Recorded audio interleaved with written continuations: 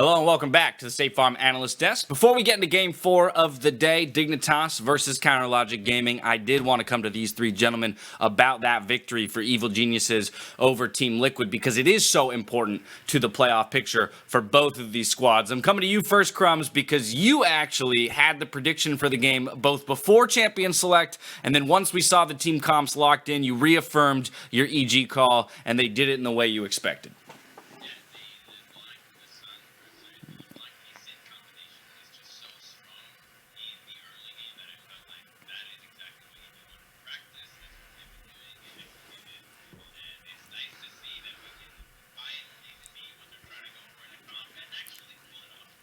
Well, and Crumbs predicted them. We're not showing predictions with that homework, but like I predicted TL, and in the pregame, I was talking about how sometimes you just need to accept reality that like the things that you used to think don't hold true anymore. And even as I said that, I still predict TL despite seeing them lose to people in solo queues. So I was like, it's natural, Mark. They've been good for 2 straight years. I can't let go.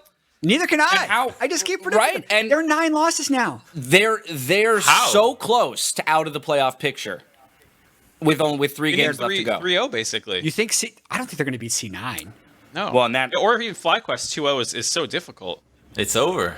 It might be over. It's not statistically over. That's like saying CLG is not over. I'm going to jump in here and just inform everyone that I've just received word from the producers that apparently, Alberto Crumbs, your audio isn't going out on air. So although we hear you in our headsets, I'm not quite certain that the audience has heard anything that you've said. How does that even work? So I'm sure we've got tech in the back working on that now. Okay. I'll give a quick recap on what he had said. He was happy to see them utilizing the Lee Sin and the LeBlanc for that early aggression that he had been looking for out of this team, and it's good to be good that they're finding that consistency in their win conditions, being more early mid focused. From there we transitioned to the TL conversation. Again, it's just wild to me that our 4-time defending champions are staring down the barrel of missing playoffs altogether. Yeah, Crumbs, I'd appreciate it if, since you can't speak, you give us reaction cams to the things that we're saying, like make sure very animated, moving around, and like exactly. Big yeses and nos. I give Crumbs props for calling this before Mark and I are willing to admit it. I'm also just not willing to admit it. This is definitely one of those Even things. now? No, they are bad, but they have 9 losses. And even 10 losses can make it into playoffs sometimes. Yeah. Oh, yeah. So just give another week. No, it's enough. It's enough. Crumbs is back. We got Crumbs back, baby. Welcome back. Welcome back. All right, maybe this is a good time then to shift our focus to that 4th game of the day. While Team Liquid has a lot of work to do, let's talk about some teams, or one team specifically that still has a bit of a shot, but plenty of work to do themselves, and that would be Dignitas, losing out on 9 of their last 11 games. That's a pretty wild stat, to say the least. So they really have to turn things around with Akaadian in the jungle. Let's remind people that substitution was made just a couple weeks ago. With 4 games left, they got to put up a number of wins here in order to slide into that top 6. It gets even more context. Oh, sorry to cut you off. They won the first 3 games of the split. Right. So they actually they started from that overconfident place and now have only entered in a spot where they feel like their alternative was bringing back Akaadian into the roster. So I think this team is just throwing stuff at a wall and seeing if this works, we're in there. If it doesn't, then we don't really know what will stick. And luckily they're playing CLG, so on paper this is the easiest opponent to potentially have to rattle off 4 in a row to make playoffs. But with how CLG looks recently, like that's not really true. Chat, final point? Oh, I just think that CLG with Pobelter is actually not on paper that weak. I think they're pretty good. Exactly. What did you predict? CLG. He calls the CLG prediction. Again, I think that's a very important note to make as we head into Champion Select here, that Pobelter, recently added to CLG, has been a spoiler machine here in the last couple weeks of the split. We'll see if they can dash the hopes of another LCS team here in Dignitas, looking to make that late season playoff push. With the first bands hitting the table, let's hand it back over to Freak and Azale for the game. Thank you. Much and welcome back to the show. I am still Freak here with Azale, and I want to very first reinforce the point made about, is CLG really weaker than Dignitas here? CLG with Pobelter, it's not great, but they're 2-4. Over those same 6 games, Dignitas are 1-5. Since Pobelter, Dignitas are seemingly a weaker team than CLG, who CLG technically, I believe, not mathematically eliminated, but the model right now shows that 8 wins is the playoff bar, and CLG cannot get more than 7. Yeah, I think it's pretty safe to say that CLG won't be making playoffs, but are playing spoiler. They were able to take down TL last week. Pobelter with one of the craziest highlight plays that I've seen in a long time. Oh, yeah. EPN, the 1v3 on Syndra. He has had some very impressive individual performances, and I do think CLG is looking better with him in mid lane. That being said, it's tough, right? Because, you know, he came in pretty late, and I do think both these teams, it feels like more it's focusing on improving and fixing things for summer. And if you're looking at it through that point of view, then CLG, I think, is feeling, you know, much happier. Yeah, of course, this is a rematch from the season opener for these teams. So Dignitas won the last matchup between these squads. That was with Crown in the mid lane. Worth pointing out, Stixxay is also back in the bottom lane here for CLG, as Counter-Logic Gaming tries to figure out what to do with their season to shape up for summer. That is the more likely storyline. Can CLG be good for the summer split? Dignitas, meanwhile, again, pointed out that the statistical model has 8 wins being the playoff cutoff. So Dignitas, through that model, needs to go 3-1 with a season, you know, a set of teams that they can do it against. They've got EG and Immortals and TSM to play, all of which are hard opponents. The model has Dignitas only winning this game, and that's it. So do want to see if this is able to turn around as we are in a Champion Select. We get the Rumble that we expect Huni to play, and a nice Pantheon jungle for some aggression out of Akaadian. Should be very interesting. Could be mid lane potentially here too, or even flex top for Huni. So there is some options, but Sure. expecting it to be in the jungle, that's generally where we have seen it. Expecting Huni to be playing his Rumble, which has been such a good pick for him over the years and historically. Huni is really a strong Rumble player. People often point to his Rumble, his GP as the kind of free win style champions for him. Gonna hope for it. All right, we're gonna wait and see as they are trying to maximize flex picks. We know that Johnson's probably gonna play a pretty regular AD carry here. Looking at his games played, it's been exclusively marksman. He's not been one of the Syndra players or Cassiopeia players this season. Counter-Logic Gaming gonna grab their own support. Nautilus MF, definitely a very strong bottom lane. That's gonna feel pretty comfortable overall. Ruin, yeah, I know we can see Ornn in the mid lane. I just expect it to be top almost every single time. You're pretty happy to buy something like an Adaptive Helm. Even Abyssal Mask is fine against Rumble, because of course you can upgrade that item and you pretty much can tank it through. So CLG so far on a pretty standard team composition.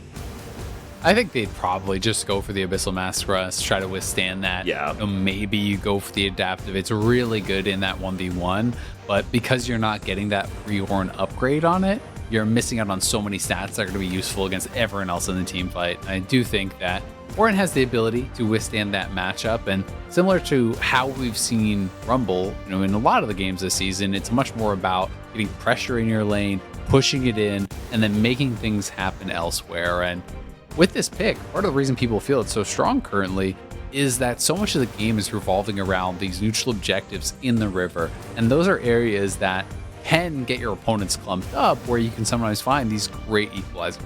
Absolutely. I mean, we saw just last game that, you know, Dragon and Baron were actually incredibly important parts of the EGTL win. And okay, sure, in a lot of these they were snuck, but you have to imagine the team fights are right around the corner there as well as some more bans come through. Silas dropped off the table. Olaf gone here as well.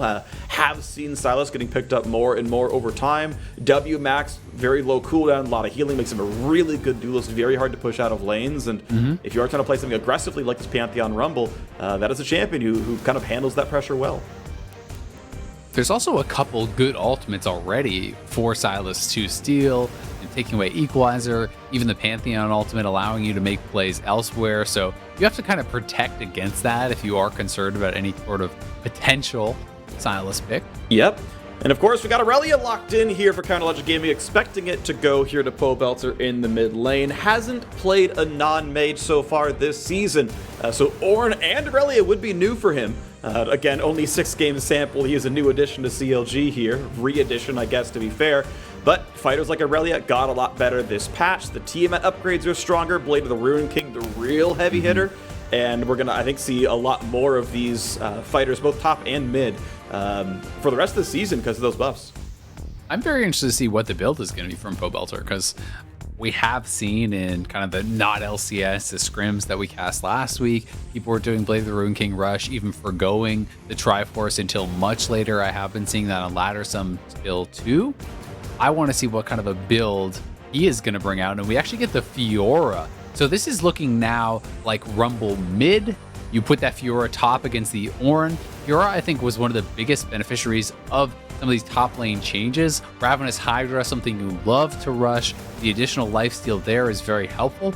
And also, if you can get access to the turret plates, Fiora is one of the fastest, if not the fastest, turret killers. The Q works on the turret, the E reset and crit works on the turret. So you can really destroy those turrets incredibly fast if you can get a winning top. And Counter Logic Gaming round out the lineup with a magic damage jungler in the Karthus, finally adding some of that texture here. And yeah, this looks like CLG looking for where the matchup is going to be, trying to find the correct one-on-ones. I feel like I like Fiora in both matchups. You mentioned like things like Ruin King being better, obviously great against Ornn. I think I like Fiora in the Irelia 1v1 as well, just in that you can fairly easily riposte to the E stun and then fight from there. I think you know the matchup better than I do, so I'll defer to your wisdom here, but looks like as the champions are locked in, at least Huni and Ruin are going to be playing those fighters. We'll see if they play mid or top themselves, but the top laners have that matchup. I do think Irelia has a chance. I think as the game goes longer, it can get more and more difficult, but you know, even if you can pair their posts, Irelia has some really good trading, even with just the longer range autos you can do in lane, and there are ways to perhaps outplay that, especially if you go for something like an early Executioner's Rush, can be okay in that 1v1, but I'm going to be interested to see if they want to try to follow the Ornn around the map, or if they're just going to be happy to play in that side lane, but either way, ton of focus expected to be around Fiora. Yeah, gonna be really exciting. I love this champ set. Gonna be a whole lot of fun to watch, a whole lot of fun to cast, and we'll see if CLG can play spoiler or Dignitas can make their way into playoffs from the outside looking in. Champion select is over. That means there is a 5-minute delay before we broadcast the game for competitive integrity. So we'll see you here right after this.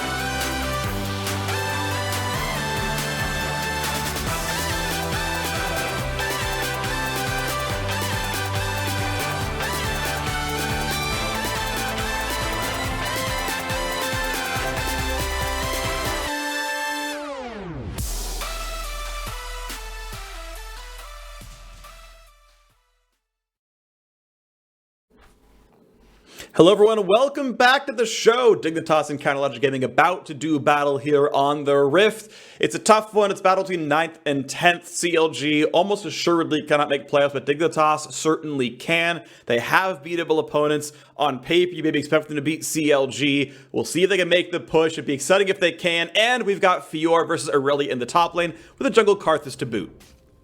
I think it's going to be a really fun game. Win or lose, I am so excited for this Dignitas comp.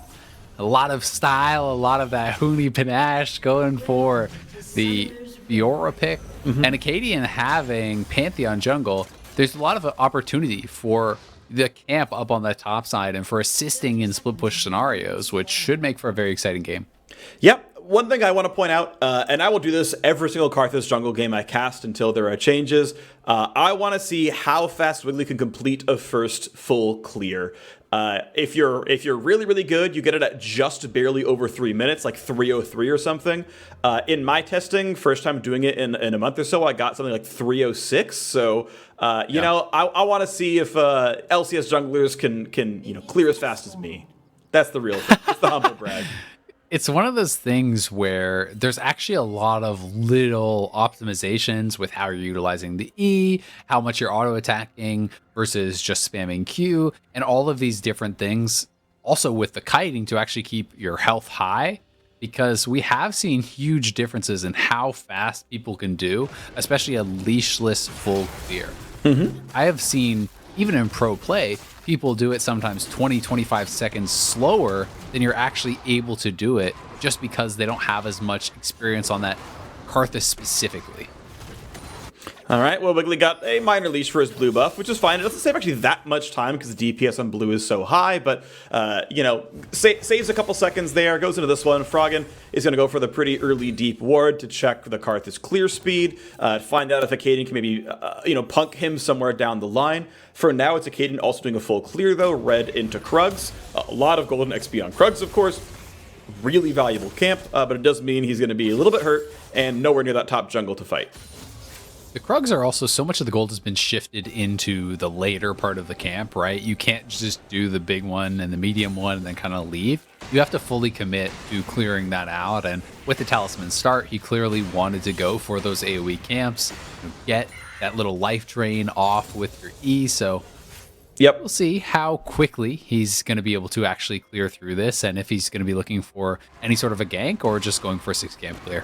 One other thing I want to point out, actually two of them, is one, Wiggily had to stop to kill the ward. That is like 3 seconds he doesn't get back, and that is not tracked against him. He had to kill a ward. That's a smart play, it's the right thing to do. Most solo queue players don't have to do that kind of clear. But he's also didn't get any of the mana restore when he killed Raptors. He kept the E turned on, so he doesn't have the mana for this Krug kill as easily. And here comes the spear forward, has to flash away from it. Akaadian does finally show up for a bit of a jungle invade at the very end. Doesn't actually manage to steal, I believe, almost any of the Krugs so far, as Wiggly's going to fight with the Q. The flash combo comes in, there's no flash get away, the E forward, and Akaadian just solo kills the enemy jungler. Wiggily, you knew he was there. What a great flash stun. Now Ruin's forced off the wave as well. And Akaadian single-handedly wins the jungle matchup. Wiggily just stayed around. Even after getting his flash forced and being low HP, he felt like he could just clear that out from range, get a big farm advantage. Instead, he goes down, and I wonder if they're willing to try to make this dive happen on Ruin. Would be very risky early on if anyone were to get stunned up, so we'll just be a back off. Yeah, and it does mean that it allows Ruin a pretty easy recall as well if that one doesn't get stopped. Watch that replay first. So this was after Wiggily had already flashed, and this is why it's such a dangerous play. Notice Akaadian charging up his passive, then going in, and when you have that full passive charge, your W+1 auto actually fully stacks Conqueror and gives you your passive back, right? You can charge that up incredibly quickly, so you can have the bonus damage on your next Q, and he just executed that combo really, really well.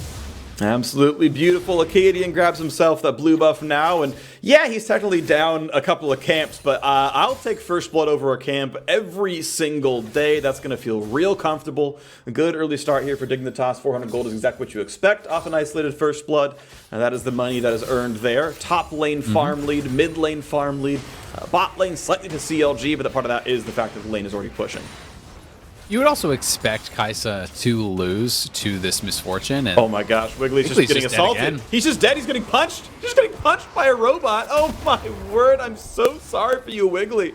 Doesn't have any support from his teammates whatsoever. Mid was obviously pushed in. You expect that from Rumble versus Ornn, but that is such a rough start for the Karthus. Froggen won the mid lane so hard in these early levels that Pobelter had no ability to actually come over. Froggen didn't even have to use a summoner, didn't even have to use his ultimate. Pobelter was low health, so he couldn't actually roam over and help Wiggily out. And Wiggily, not only did he die for that first blood, he was down flash, so made for an easy kill here from Froggen. Only kind of positive thing to say for Wiggily is at least, we're tracking the timer. He was pretty fast on his first clear. Unfortunately, his first clear ended in his death. Yeah, again, there's still micro points I want to bring up because I think it does talk about so much about how this game is going. Like, if that path is slightly faster, he doesn't get ganked quite as easily. He's got more health. The fact that he didn't get the mana restore off chickens mean he wasn't able to toggle the E during red buff, couldn't toggle the E during Krugs, and that actually made those camps slower. Because he didn't have the mana to afford Defile. There's actually legitimately clear speed lost in some of his plays, and I think this game goes a bit differently when you save 1 or even half a second in some of those fights. So that is something that I do think is worth examining. Either way, getting off the topic, Dignitas still feeling comfortable. Akaadian onto a very, very early Cloud Drake. Lost very little time in this one. Looks like mid is not going to have an answer, and bot is healthy enough that no one's going to stop this.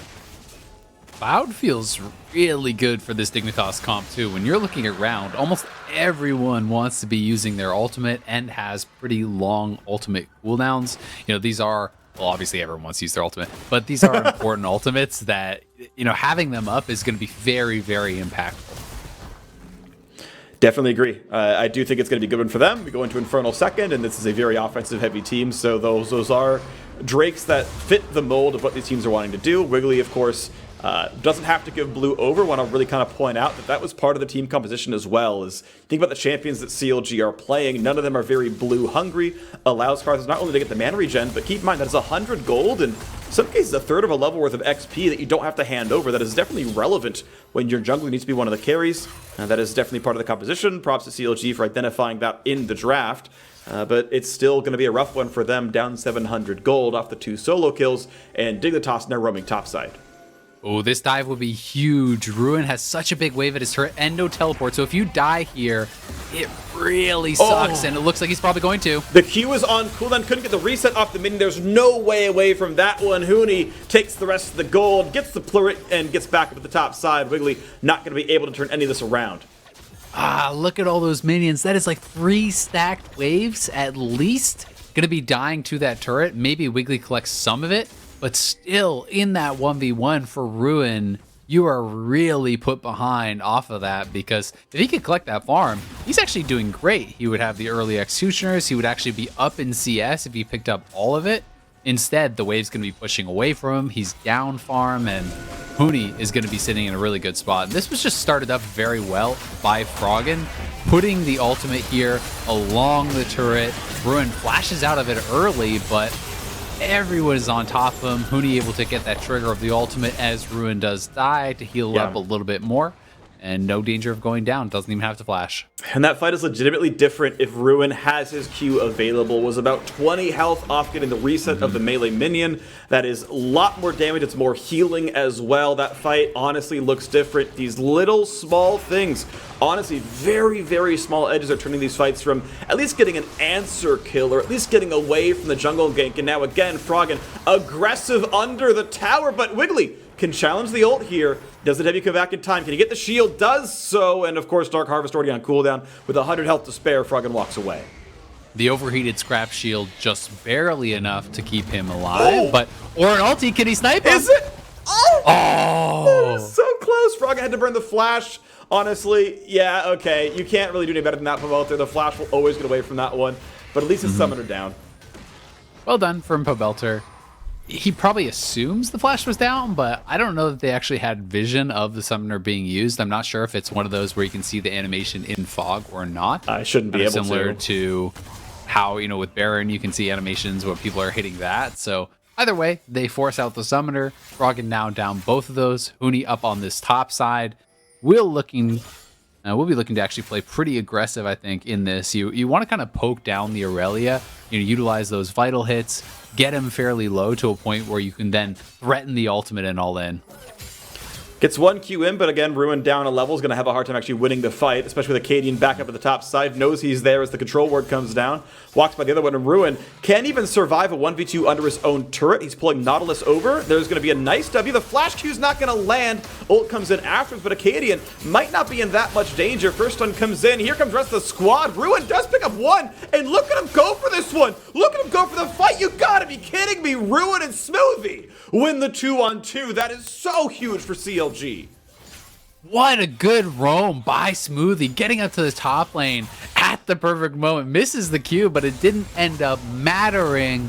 Ruin playing that very, very well. And despite all the attention that Dignitas put up to that top lane, Huni is now behind. He's down farm. It's 2 kills to 0. And the red buff going to Ruin. Also very interesting that Huni's actually going Blade of the Rune King. Wow. Yeah. It's a better item, right? I gotta point out, though, Dignitas are now behind. Okay, they've got a Drake, but they're down 300 gold. Keep in mind, almost all their kills were unassisted, so CLG's kills are literally worth as much gold as Dignitas's kills, plus farm they've got in various spots. A lot of that, of course, being the jungle here for Wiggily. And yeah, Blade of the Rune King is better. Looking at the item, we gotta wait a little bit because there might be a gank.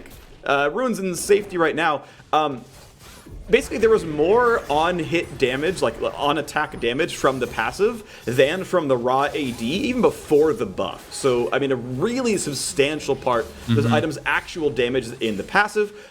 Also worth noting that champion health is honestly fairly high across the board, almost regardless of the champion you're actually playing against. That just doesn't actually change that much between champions, so it just is a very effective item. It's just interesting because when you are playing these split pushers, so much of actually getting access to the tower is having good wave clear. And Ravenous Hydra does that, but we do have an attack in the mid lane. Decent knockup. Q not quite going to land. Smoothie just a bit out of range of that one. Unfortunate for him. And it does allow Froggen to walk away, because that 3v1 probably kills him with a flashless mid laner. Yeah, so Blade of the Rune King is more powerful as far as, the combat stats, but being able to shove the wave and move into the jungle, farm up those camps instantly, that AoE damage does matter a lot, but Smoothie now going to get jumped on here. Great flay! Absolutely beautiful, and the follow-through always going to be there. Doesn't burn the stopwatch. I don't blame him for not doing so, but it means Dignitas are once again feeling comfy. The second Drake's going to go their way as well. Pretty long, actually not that long in between these things spawning up, so that's going to feel really comfortable. Double Drake already 12.5 minutes in. If they can kind of keep the early game going strong for them, which for the most time it has been, this is going to be a really good mid game. I think they just have to keep the foot on the gas, right? You've got to keep things moving as this Dignitas comp. When you're looking over and you're seeing Karthus just power clearing his jungle over and over, Ornn farming up in this mid lane and getting experience towards those Ornn upgrades, there is a lot of late game power on this CLG side, so they are pretty dependent, I think, on the side of Dignitas of being able to win through side lane here. But so far, Huni really hasn't been able to get much done in that 1v1. They have gotten a kill and put some pressure on Room, but it's been more about the combined team effort in that roam. Yeah, I mean, that's the tough one here as we have a quick pause in the game. We have a snapshot of a 500 gold difference of Dignitas being ahead with the 2 Drakes their way as well on an Ocean Rift, if they can claim those in the next 9 minutes. But yeah, a quick pause from Dignitas' side. We will hear what that is about before too terribly long, and we'll keep you informed as we learn more here as well. I haven't been able to look at the bot lane too much. It's been honestly pretty equal. As far as I can tell, it's 5 plates each side, meaning 0 have been killed. So that's just been a trade-off of farm as Manamune stacking up for Johnsun. Stixxay's got the obvious Essence Reaver there.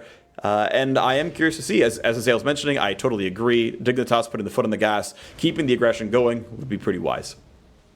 They have 2 dragons, so you are moving towards that soul point. That is something working in their favor, a win condition for sure, especially because it is that ocean soul. That is what I think most people are agreed upon being the generically strongest ocean soul, rather soul of any of the dragons. So that could be really big if they can continue stacking those up, but CLG is scaling very well. And as far as that bot lane goes, I do think you're going to be pretty happy as Kai'Sa to be coming out farming evenly against Misfortune, which is generally considered to be the stronger laner. One of the reasons from talking to some of the pros that Kai'Sa has fallen out of the meta is they don't feel that Kai'Sa should be able to lane evenly against a lot of these meta champions, your Varus's and your Aphelios's and Misfortunes and these types that have been so popular. But keep in mind, of course, that not that that's wrong in any way. Sometimes, of course, the risk can be worth it. Either if you think your opposing laners are not good in laning, they don't punish you, and Stixxay and Smoothie don't have the best laning stats overall in the season. But also, Kai'Sa got buffed this patch. She got specifically the AD build got a lot better. You get an extra, I think it's extra 2 missiles on the Q evolve, which is something like a 15% damage increase in the spell, somewhere around there. Both the base damage and ratio scaling off the extra missiles there, so really impactful. She's going towards the pretty standard Manamune into Rageblade build. Sometimes even if you do expect to go down 15 CS or 2 plates or whatever, well, it's okay. The mid to late game is so good that the rest of Dig are aggressive, and then Johnsun's the late game insurance policy. Or in other cases, you're picking her because she's an assassin. A little bit. She's only 20% of one, but when Akaadian lands the W stun, or Huni manages to get a stun himself off of riposting something big, Kai'Sa's there. It's not a lot of setup, right? But she's there to hit backline off of Akaadian. And that's kind of why I figured they had picked it, is this combination with the Pantheon. If Rumble and Fiora and Pantheon are all going to be flying into that backline, someone is going to apply plasma for you, whether it's Thresh or someone else, and then you can ult in to follow up, and that can be very powerful. And even just their summoner setup is a bit of a nod to how they were going to play this matchup. Very clearly, by not taking the Ignite, they're not actually looking for any sort of 2v2 kills. It is barrier on the Kai'Sa as well as heal on the Thresh, so quite a defensive setup to try to prevent any potential all-ins coming in from CLG. So I do think they kind of made their adjustments as far as their choices there to try to withstand any pressure in that 2v2, and as a result, set up pretty well now. And we'll have to see how Kai'Sa can perform going forward into some of these team fights where these next couple of Dragon fights could really be deciding the game. Yeah, they really can be. And again, we're basically 9 minutes and change away from Dragon Soul if Dignitas hold on to the early mid-game lead. Do want to point out, haven't given an update. Froggen was restarting his computer. In the future, in real time, the pause has been resolved. I believe we're under a minute away from live game. We're in the past? Again. I mean, we talked about it already. We are playing these games online, and even though we're doing our best with refs and everything else, it's always nice to have the extra precautions. We got got the games on delay. It's more than a dragon behind at all times. So I think don't need the mini map cover. The junkless can't. Yeah. It's just your face or Infinity Force or something down there. I watch a lot of people who stream tournament games on Twitch and YouTube and stuff, and it's a lot of people are like, I'm playing a tournament today. Today is on a 5-minute delay, and it's okay, yeah, that's just how it goes. I understand that one. So we are back into this one as Froggen clears the way without much issue. Is 3-0 on the Rumble. He is really big here. That is going to be one of the primary team fight carries for Dignitas for now. It also feels so good when you are the only AP threat and you are having a good game, because either they don't respect the fact that there's a huge amount of magic damage, build no MR, and you shred them, or you're actually forcing out a significant amount of magic resist, maybe USSs or Hex Drinkers or whatever, and you're making the game easier for all of your teammates who are going to be dealing almost purely physical damage. Yeah, I think Kai'Sa, last I checked, is still at least 70-30 physical, even with the passive being such a big part of her kit. And the W exists and everything especially else. with a build like this. Yeah, absolutely. I mean, Manamune's on hit, his physical damage. He's obviously building raw AD. Q is a bigger part of the kit as well. And now Ruin, you can see the kind of damage available there for Huni. Gets one of the vitals off the ultimate, trades ultis back and forth. Now Ruin is going to be able to lifesteal pretty easily off this wave. You're seeing over 100 HP on some of these Qs, and right back where he started. And it is Blade of the Rune King for Ruin here too. So question answered. People just feel that this build is so strong. I do think that there's even more of a trade-off. I was talking about wave clear with the Ravenous Hydra for Fiora, which can be a big deal to have the push there. But for Ruin, one of the things that's so strong about Tiamat on Irelia is it allows you to easily prep range of minions for the QXQ to get those resets in a 1v1 or a potential 1v2 to not only dodge out of attacks, but to get that 5-stack from your passive where you become so much more strong. So clearly people are valuing this Blade of the Rune King incredibly highly to be giving up, all of those other kind of benefits that Tiamat has. Right, yeah. And yeah. It's super interesting as well. I actually like the topic. Real quick, by the way, I was informed this is a CLG side pause. Stixxay and Ruin having FPS issues, so we'll wait to see what the resolution is there for them. But I like this topic a lot. Talking about how, okay, sure, it's probably correct to go into Blade of the Ruin King. Like, okay, yeah, the item got buffed. It makes total sense. That not to convince me on that one. But what it means for the game, what it means for the champions. Yeah, you're objectively stronger, but you're way stronger in PvP combat, and you're objectively weaker in PvE, right? You have objectively less wave clear. You kill fewer minions over time, and that changes sometimes how long it takes you to catch a wave if you're playing the defensive side, or how long it takes you to get back to your team if you're even the one who's pushing first. Exactly. There's a lot of extra things you can do. It can mean not only just how many minions you kill through the lane, but when you have Ravenous and you're playing Fiora and you're ahead, you actually just insta clear the wave out. And if you can't pressure your opponent under turret, then you just go into the jungle and you power farm the Krugs really quick, and things like that become very, very easy. I also think that one of the things that can be very difficult when you play years and years and years of a champion like Irelia, like I recently tried the Blade of the Ruin King build, and I do think it's strong, but if you're so used to playing with Tiamat plus Triforce, which has been the standard like basically forever, right? Yeah. It is so easy to mess up a Q reset compared to what you were doing before, because you don't have the bonus damage of the Sheen to kind of one-shot those caster minions. You don't have the Tiamat to actually prep those minions. And all high-level Fiora, or rather Irelia players, do play around these resets very, very heavily, both for healing in fights, for dodging skill shots in fights. And if you ever actually fail a reset and can no longer use your Q in an all-in, you just lose. Yeah, you really do. We saw that in the top lane tower dive at the very beginning of the game. Yep. And yeah, like there's some of the tools here as well, right? Like the Tiamat active is often enough to set up the rest of the stuff. And sometimes they'll use their W for it. Sometimes Tiamat, occasionally if they have to, it's the E. But yeah, it's like, okay, well, one less tool to set it up. And yes, on an individual minion basis, the Ruin King passive damage exists. You've got a 500 health melee minion. 12% of that is a good 60 bonus damage on top. That is more than the raw ID of Tiamat. In an individual basis, technically, yeah, you have a higher threshold on when the Q can actually last hit them in ideal cases. But again, you're not doing this ancillary splash damage. You don't have the active that does like 100-something damage in any reasonable mid-game situation to set it up. And so, yeah, to your point, the breakpoints are different. In some cases, they're better. In a lot of cases, they're worse. Yeah. You assume these players have had enough time to do it. Of course, pro patches are already a week delayed. So, like, they've been playing solo queue and nothing but solo queue for the last week and a half.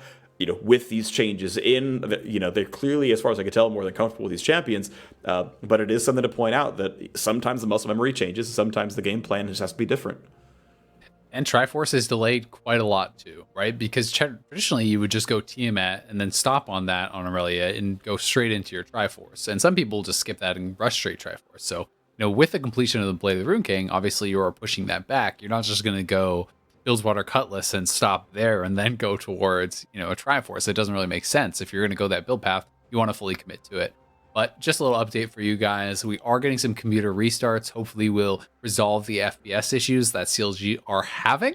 As soon as they are back online and ready, we will very likely be underway and hopefully have no further issues. And thank you for everyone for your patience. Obviously this is the first week working remote, and everyone behind the scenes has been putting in so much effort to get the LCS back up and running. Our producers, our production team, the engineering, everyone has been grinding so hard to have this go over smoothly. And there will be some hiccups, but we are going to do our absolute best to have the LCS feel as close to normal as possible and to run as smoothly as possible.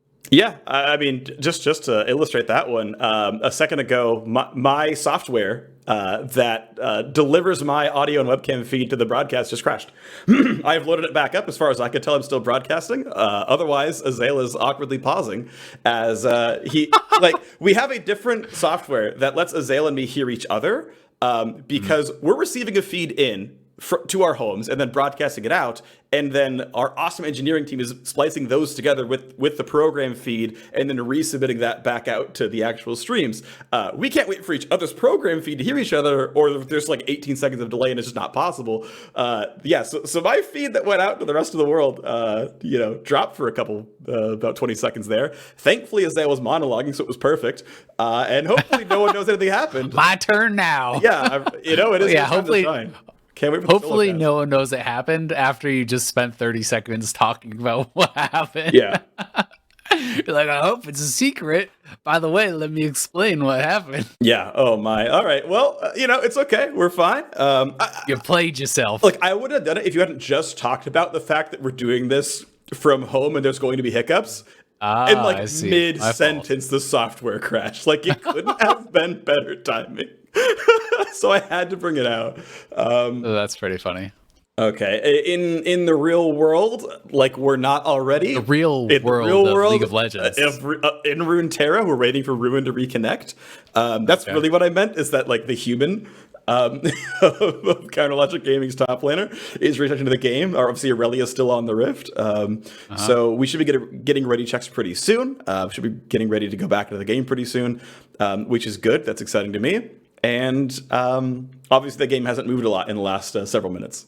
So if Irelia is still on the Rift, but just not able to move, is it just like Ruin is the soul of Irelia? Yes. Irelia is just this husk that's still just there? I think that's exactly what it is, yeah. I think Well, so keep in mind, right, like, this is no longer canon, but the old lore of League of Legends was that basically these champions were controlled by summoners. They were summoned to do, battle, and they were absolutely more or less husks. That's been retconned. Summoners no longer exist. These champions just are doing battle. And I don't remember the lore well enough to tell you any more than that. What if I wanted you to go longer on the lore? It would not be the right time be a for disaster. it, unfortunately, and especially with the game resuming here. I think there's more important things going back. on. We are there back. There are more important things going on. That's true. Shout out Ionia Boot Lucidity, by the way, which was an actual lore match where Ionia beat Noxus for control of some territory. Oh. And then we stopped having those things happen. Today I learned. Yeah, there's actually flavor text on the item. It's like in commemoration of Ionia's, win over Demacia, or of Noxus in like 22 current era or whatever. So next time you're on a game of League of Legends, read the flavor text. Okay, I will. Great. Back to the start. Back to the game. Ruin, they're gonna die. Ruin, gonna be tagged, gonna be stunned. Is there a way out? He hops around with some minions. He's actually no, he's not walking away. Akaadian claims the kill with a shutdown bonus over the top. Dignitas 5-2 in this game. Great dive up on that top lane. They've got to keep going back to Huni. They need to keep him in a position where he can play aggressively. Unfortunately, he's not picking up these kills. He's just getting assists. So really not getting as much out of it as you would like. It's still pretty good having the kills on Akaadian, but Pantheon's going to fall off at some point. And that is something that is a bit of a concern. You definitely would prefer to have that on Fiora. 100% of the time, that is always going to carry you better. Tiamat comes through. We got the item in. There we go. The wave are coming over the top. Of course, the poor Ruin, despite his double kill, is so far behind with 2 turrets gone that he can't finish Ruin King yet. That's going to suck. Obviously, the fact that he upgraded boots, he stopped by Executioners, he's done other things in the build, but still does not have that all-important power spike, and that is going to be rough. So we'll see, though. Huni got some turret gold. He's feeling real comfy. I'm interested to see if Huni's going to go Tiamat into Triforce now, or if he's going to do something different, like full complete a Ravenous or even a Titanic Hydra with that Ruby Crystal. I kind of would prefer just Triforce from here and just sit on the Tiamat for wave clear. I don't think you need the additional lifesteal when you already have the Blade of the Rune King, so we'll be interested to see where he does go. Yeah, I'm very curious about this one, honestly. I could honestly see it being any of the above. I think Ravenous Hydras for someone like Fiora, I think Ravenous's buffs were bigger than Titanic's buffs. I don't think there's a reason to go Titanic Hydra on this champion. But the mana pool and CD are obviously really good on Triforce, so I agree with you on that one. There we got to see the glimmer of when Froggen reconnected on the screen a second ago. But he's on double flat pun already, plus Leander's already completed. He's obviously huge right now, very easily able to wave clear if there's any dive. The ult does 1,000,000 damage. CLG just, it really feels like don't have good tools to stop what Dignitas are doing. They do have engage, but they have to feel that they're in a good position to actually force it. And right now, no one's answering Huni. They dropped the Rift Herald mid to put pressure there. Rune was there to respond, but at the same time, Huni's actually on the inhibitor turret, so will have to back off. And CLG do claim a dragon for themselves, so critically slowing Dignitas' march towards that Ocean Soul. That would have been their third dragon, and I'm a bit surprised to see Dignitas didn't prioritize going for a Soul. Yeah, but they're going to get this kill in the mid lane and the second turret as well. Smoothie's stopwatch buys a couple of seconds. The re-engage comes across as well. Maybe it's enough as up comes the ultimate as well. And it's 1 kill so far over to Huni. Going to be running away, flashing over the wall. Rune's going to drop as well. 2 for 0. Nice knock up from Pobelter as Froggen is running for his life. Doesn't have any summoners or ulti left to get away. But it is a 2 for 0. 2 turrets taken down as well. And Dignitas, you know, I'll take that trade for a dragon every single time, but it does come out well for them. That is looking really good for Dignitas, despite the fact that Ruin got into the backline, had so many Q resets. Now they're diving onto Wiggily, but a lot of low health bars here for Dig. They gotta run. The man has flash and a lantern gets him away anyway. Wiggily was able to be safe the whole time, walks out, might get his own blue buff. They're gonna hold on to it, and Wiggily does grab that one. Level 11 on the Karthus, has yet to get himself into much. Ruin had a pretty good team fight, but the problem was CLG had no ability to actually follow up on what he was doing. He was so far ahead of the rest of the team, and he kind of used his engage to really, cover the retreat of Smoothie. Had Stixxay been in a position where he could actually get a bullet time over top, maybe they could have picked up some kills, but it just resulted in him going down, and low health bars on Dignitas didn't really amount to anything. Rough stuff there. Wiggily going to be spotted out. Of course, he's got the rest of the squad around him. They know aphromoo kind of alone right there. Don't expect for seeing that steal, but, here comes the Q. All right, picked up. But Froggen, that's an easy answer. Just the burn itself. You saw it. He turned away. He knew it was enough. Wiggily flashed in a line, not perpendicular, and took pretty much full damage from Equalizer there. And, oh boy, their jungle is going away. Poor Wiggily, 0 and 3. Cool guys, don't look at explosions. Froggen just walking away with the burn on Wiggily there. Gets the flash, takes the kill. Wiggily clearly shouldn't have flashed, but did feel like maybe he could get out and ends up going down, wasting the summoner, which is pretty critical because if you are looking for any type of 5v5 team fight, having flash on Karthus to actually access the backline and even just die in a good spot is pretty critical to getting use out of your passive. Yeah, it's a really big deal. Totally agree with that one. So that sucks. It's been a rough game for Wiggily, and that's too bad. I hate to see players having kind of a lackluster season. It feels like Wiggly's been having a lot of that one so far in 2020. We'll see if he can turn it around a bit more. He was such a big part of CLG's 2019 Summer Split being good. And sadly, back to his old Spring Split ways. Again, a dive comes. Oh, here we go. Big damage for Akaadian. Gets queued back. Smoothie gonna get hit by the hook aphromoo. A nice pickup there. But CLG feeling tanky. Equalizer Ruin's behind on them. the backline cuts him off. Froggen gets 1 kill picked up. Knockups come over. Ruin's here as well. But he doesn't feel like he can fight. Gets away from aphromoo. Just a simple 1 for 0. Stixxay could not survive that fight. Yeah, Ruin looked like he had a promising flank, but the ultimate actually only landed on aphromoo, and then he missed his stun, so had no real ability to continue the fight. And the big problem is that was a 5v4 for CLG that they lost. Meanwhile, Huni's power farming in the bot lane, takes another turret down, and is injecting even more gold into this Fiora. He has gone towards Phage, which I expect is going to be the Triforce, but Black Cleaver could be an option here too. I don't like it as much, especially since Akaadian's building it though. Well, right now the games, as far as we can tell today, at least, are going to expectation a little bit, at least based on Elo here. Dignitas, being a couple of wins over CLG, a little bit expected to win this game, even though the most recent results haven't been in their favor. If Dig close this game out, they are tied with Team Liquid and Golden Guardians for 7th. They would be only a single game away from a chance at a playoff spot with 3 to play. Like, this is a must-needed win. They are in position to claim it, and this is maybe that very, very late resurgence of 5-game loss streak finally maybe ended here today. If CLG dropped, by the way, they would be guaranteed locked out of playoffs. They would cap at 6 wins. 6th is already at 7 wins right now. It definitively ends the Spring Split playoff hopes for CLG, even if it was already slim coming in. It's also been so interesting, you know, with that week off due to going remote, we've seen more of these crazy team fighting kind of comps. Like we've had more variety, right? We have a lot of team fight that we've been seeing, but we have had the Callisto top for FLICKR, we had Fiora top for Huni, things that we had not seen yet that is kind of moving away from the team fighting towards split push style, towards focusing on top lane, and I wonder if that extra week of preparation gave it to him. Nice riposte by Huni, stuffs Smoothie down to half HP. They don't quite go for the play, but the team is grouped up. Pantheon has the ulti available. This Drake is live and ready to be fought for. It's CLG cutting it back. Can they land the smite? Go for a quick hit over there on the top laner. Huni has to cut away. Ornn hits 2 knockups, and Huni forced completely out of the fight. Lantern able to resuscitate him here, and that means numbers advantage for CLG for a little bit. Can the smite come through? Nicely picked up by Akaadian. Puts them on soul point. Wiggily had the ability to smite that one. It was his team dealing the damage, but it's Dignitas' jungler coming out on top.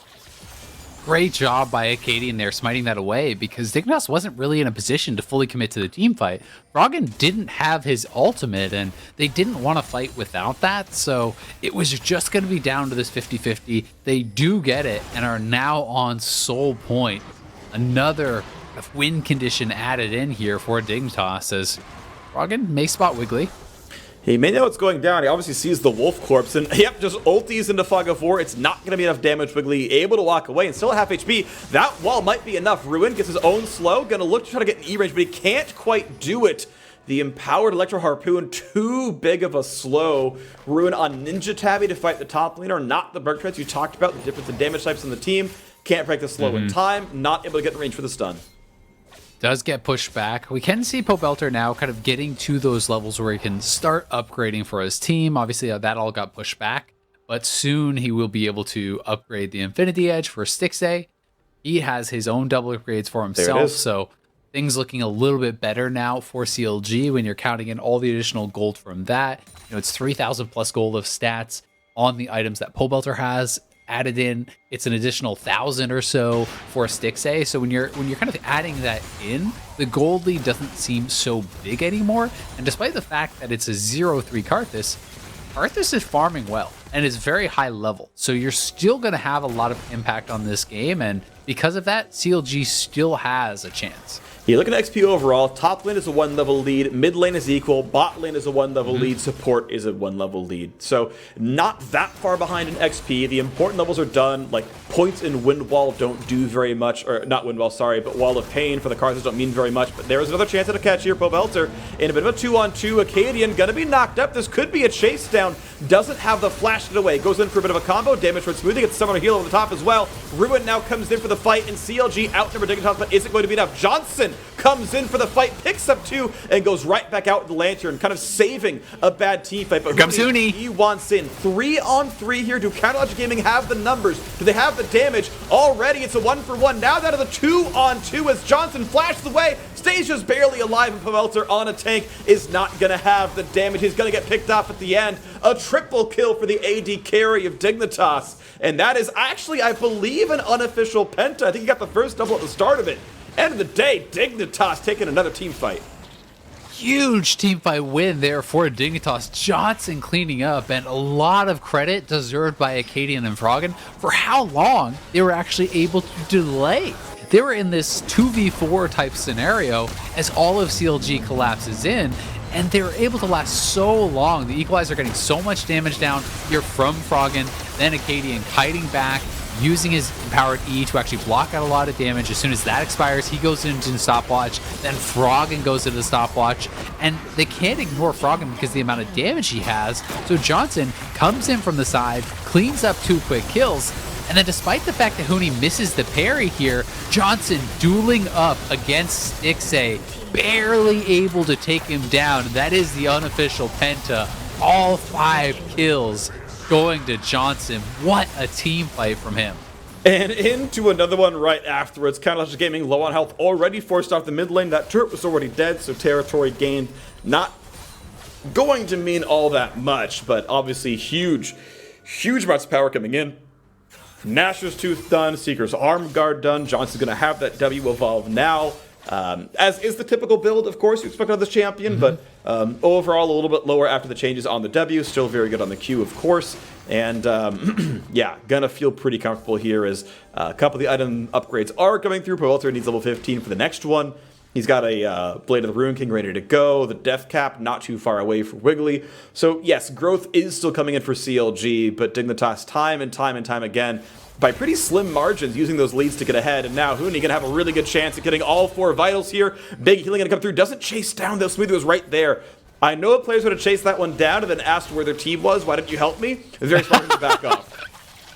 I may be one of them. And Huni, you could have expected to be one of them too, honestly. He's kind of that crazy player that will always look for the outplays, always look for that aggressive move, but all of CLG were coming, so does back off. You know, you can see that he is putting out a lot of damage though at this point.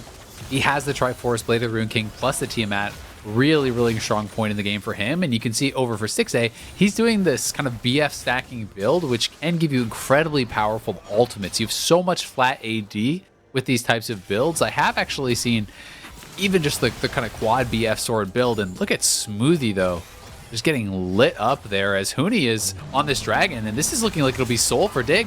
Attempt here for CLG to come in, already chunked so low by the Equalizer. Soul is grabbed, and that regen's going to be massive. Is there a fight to be had for CLG? Already one of them's going to drop. aphromoo chunked low by the bullet time, but there's some backline access. Wiggily gets the kill on a Huni. That is at least one thing picked up. Stixxay can't survive it. The kill off on a Wiggily himself, and the ulti not quite going to find the kills. The team regenning enough. There's only 2 left alive on CLG's side, running for dear life. Will they have the next little bit? Q's going to come in for some damage. They aggro the Baron. He's not going to find the knockup though, but they will find the double stun. That means there's no chase down quite to be had. The regen still coming through though. Akaadian's going to feel healthy. They're trying to run away. Ruin's second stun comes in soon. Not going to matter here, but it does mean Dignitas, with 4 still alive, can easily go look at Baron. Yeah, they're going to grab this Baron, no problem. Johnsun will shred through this, and so much of that team fight was just about the equalizer that Froggen got early on. He roasted CLG with a perfectly placed equalizer. All of CLG was just kind of in a line in mid lane, and the amount of damage he had to have put out in that team fight was absurd. Absolutely a ton right there. They waited for the Huni reset. They waited for him to revive, I should say, and he came through. Now he has the Baron buff. Did go Triforce, as you were guessing, Azale, correct on that one, as Dignitas are, it's almost unlosable now. 10,000 gold lead. Ocean Soul is so good when you're ahead. I feel like they can just never kill you during the team fight. You'll basically regen the Karthus ult and the Baron buff on for 2.5 minutes. It's got to be those 100-0 types of plays to actually kill off a team that does have that Ocean Soul, and that is very difficult to get, right? You have to kind of think about some Nautilus Ornn engage into an MF ult and just burst people down immediately, but they also only have the Executioners on Irelia, so they don't actually have much as far as healing debuffs that are easy to apply. Ruin can't find the stun, goes down to half HP instantly. Huni feeling safe, has the overshield. That's no problem for him at all. Is Counterlogic Gaming gonna show up with several members to defend the bottom lane, but that means with 4 people known, no one meaningful can be in the mid lane, and Dignitas are already there. Pobelter doesn't exactly have wave clear on this Ornn. The turret goes down to half HP, but they're gonna respect the chance to re-engage. Smoothie finds the anchor toss. Here comes the team fight yet again. Wiggily chunked off the fight, can't do anything at all, flashes away, and can't even ultimate. There's no Karthus in this fight. Knock up on an aphromoo. Backline X comes in. Smoothie gonna drop. Huni got 1, 2, 3 kills picked up already. Pobelter's gonna make it number 4, and here's the ult over the top. Wiggily not gonna survive the fight. A triple coming through for Johnsun. Dignitas walking all over Counterlogic Gaming.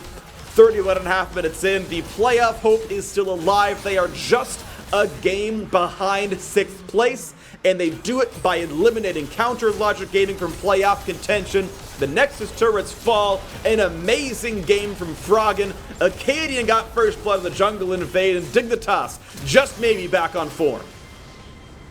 Fantastic game here from Dignitas, and Akaadian ulting over the top at the end there, even getting a moment to dance on his opponent, says Dignitas will take the win, and it was with such an exciting team comp too. Being able to bring out the Fiora, the Rumble, the Pantheon jungle was such a fun look, at this meta right now, and I'm very excited to see with a couple successful kind of lane focused side lane style of picks that have come out now. Are we going to see more of a shift towards that? Is this going to force some of these teams that are playing later today to kind of adjust to try to give some more respect to things like the Fiora, like the Kalista that teams hadn't really been willing to pick previously? Yeah, I mean, I definitely think going for lane dominant styles can be very, very good. I think you do want something really sharp, really aggressive in the early game for most team compositions. If teams aren't reacting to the Blade of the Ruin King buffs, I think that, they're definitely behind the times. So, I liked the top lane matchup I saw in this game. I liked Licorice's Kalista. I think, we're going to see more of this. I think that's the meta we're shaping ourselves up for is definitely more fighter heavy. We'll see what Game 5 has for us. It's going to be really exciting as FlyQuest hopes to keep pace with TSM. That's going to be coming up soon. We've got that last game cooking before we call it for Saturday. FlyQuest versus Immortals coming up soon. See you there.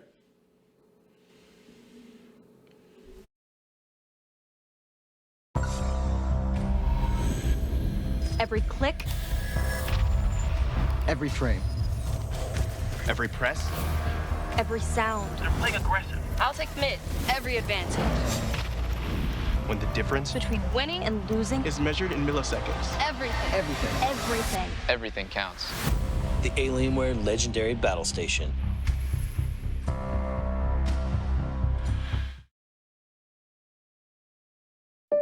So Josh, you going for our Drive Safe and Safe discount? Yep, using the app, driving safe. You wanna go, bro? Do not mess with my discount. Get a discount up to 30% with Drive Safe and Save.